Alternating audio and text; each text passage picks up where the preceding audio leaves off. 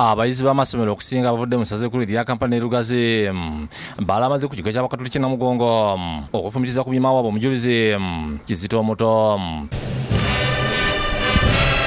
okusaba kutandise na kusimba nnyiri nga kulimiddwa Musabasumba w'essekkulu erya Kampala Paulo Semwogeri nga alina abaweereza abalala.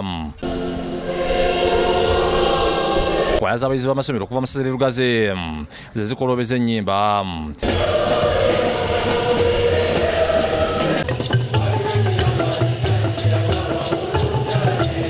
mukuyigiriza Ssaabasumba Abalamazi abajja okulama nga tebasanye bakimanye tibabeera bazze kutunya Katonda abuna okumwebaza n'okumusaba okubawa bye beetaaga. You cannot have communion with God if there is no prayer. I encourage you that you pray, young as you are. You pray not because it's a routine.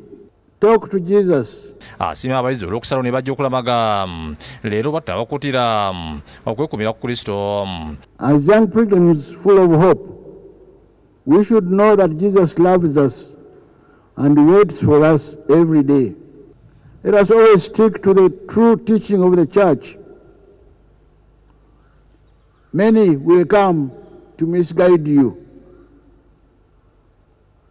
Know your church.